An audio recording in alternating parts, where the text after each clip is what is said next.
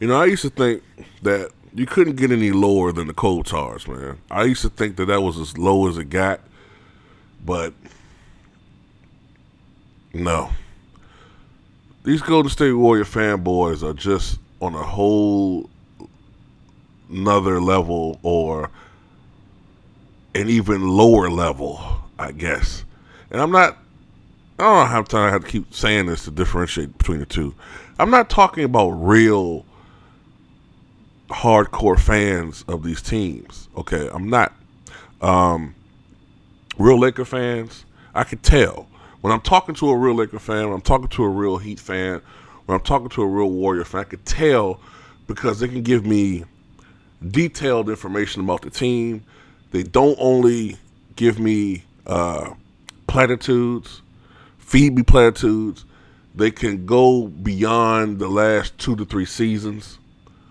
They don't even know who Monte Ellis is. If you're a Warrior fan and you don't remember Monte Ellis, then don't talk to me because you're not really a real Warrior fan. Unless you're young.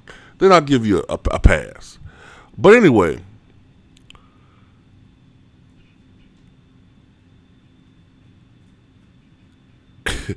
I've never seen a guy who gets more excuses for poor play than Stephen Curry. Never. I've never seen it. In the finals, it was his injuries. Okay, he's still injured. He's still rusty. His legs still bother him. That his knees still bother him. But whenever you have a 40-point game, though, like I think he did against Portland? Whenever you have a 40-point game or a 38-point game, like he did against the Thunder, or a couple of 30-point games in the finals, maybe one or so. Oh, he's back.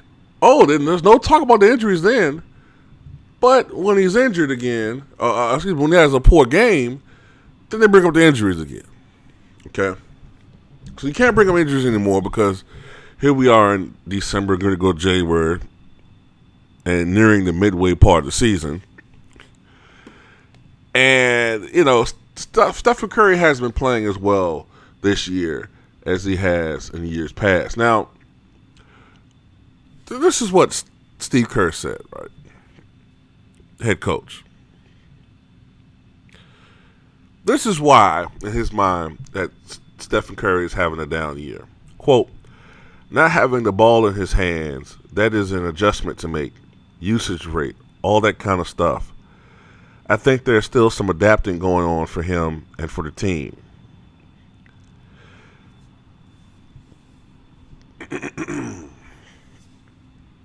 Now, for the season, Stephen Curry is shooting 46.8% from the field, which isn't bad. And he's shooting 40.1% from beyond the arc, which is actually great. It's just below what he's been shooting for his career, which is 44%.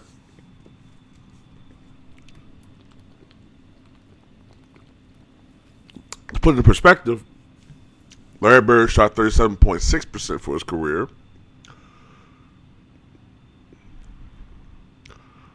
Reggie Miller 39.5%. Ray Allen 40%. I think Chuck Person shot something like 36.8% or something like that.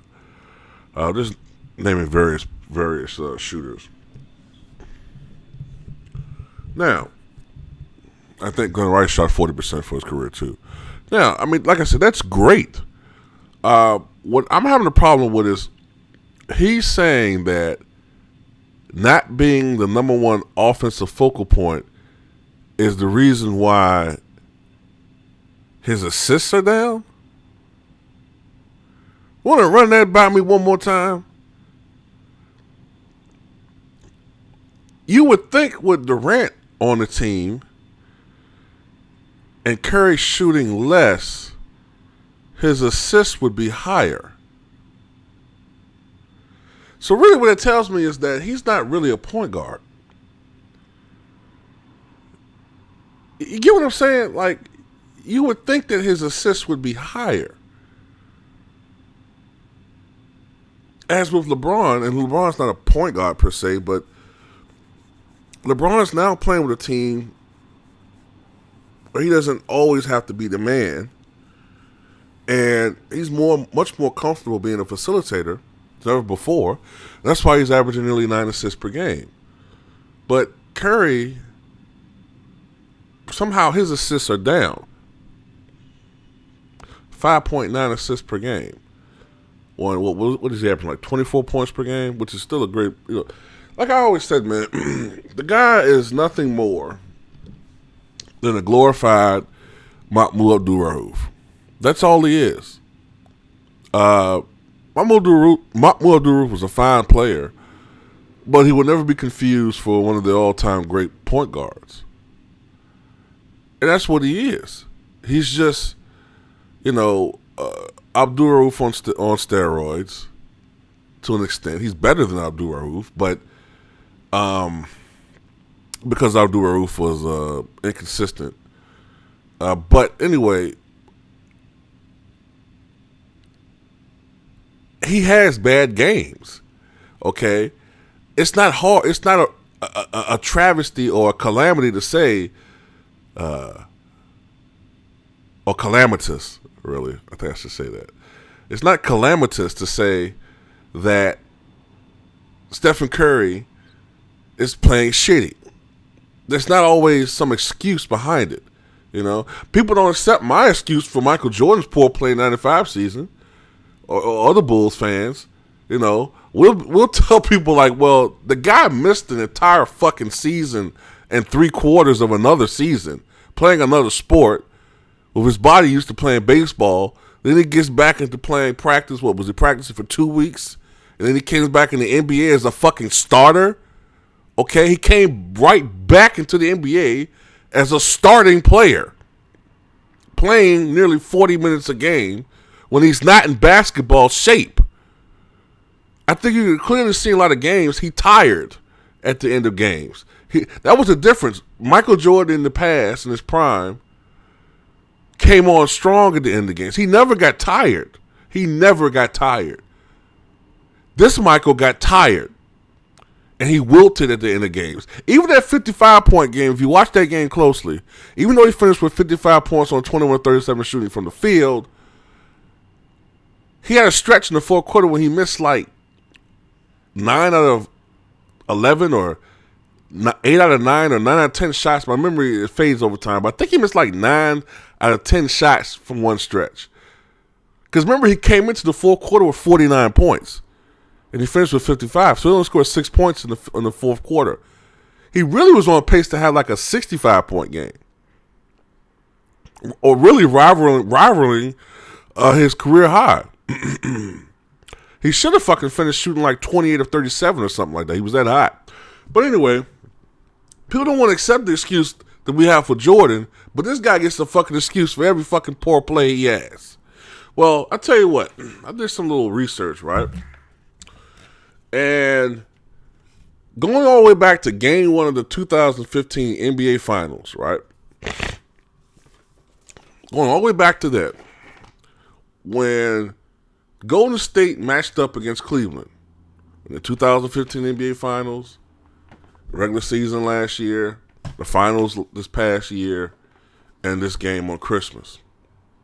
Stephen Curry's stat line against the Cleveland Cavaliers is 23.2 points, 5 rebounds, 4.9 assists, 1.6 steals, on 42% shooting from the field, 38% shooting from three-point range, and 91% from the foul line. Now, on the surface, those are pretty good numbers. But when you compare it to the fact that last year, during the regular season, he averaged 30.4 points, something like 6 rebounds or something like that, 7 assists, 2+ steals. I can't remember the exact number. I think he shot over 50% from the field, 45% in 3 or something like that, and about the same from the foul line. So his numbers are way down against Cleveland. Way down. LeBron, in the same time period against the Golden State Warriors, 30.9 points, 11.6 rebounds, 7.9 assists, 1.9 steals, I think it's like 44% shooting from the field. And you got to remember, in 6 of those games, he wasn't playing with Kyrie or Kevin Love. So, that's a little bit low for LeBron, but that was one of the reasons why his field goal percentage is a tad low. 33% from the from the 3-point line, and 67% from the foul line. So these numbers prove that LeBron James, to me, is by far a better player than Stephen Curry. Okay, Stephen Curry is limited. And why is it always only Stephen Curry is the one that's affected by every fucking thing? Okay, Klay Thompson plays hurt. Draymond Green plays hurt. Kevin Durant's going to have games where he's hurt. But you're not going to fucking hear all these excuses from everybody else toward those guys. But their precious Curry, oh, he's such a hurt baby. Oh, but he hurt his leg. Oh, his wrist hurting. Oh, his neck got a crick in it. Oh, his earlobe is stinging. Oh, I mean, fuck this shit, man.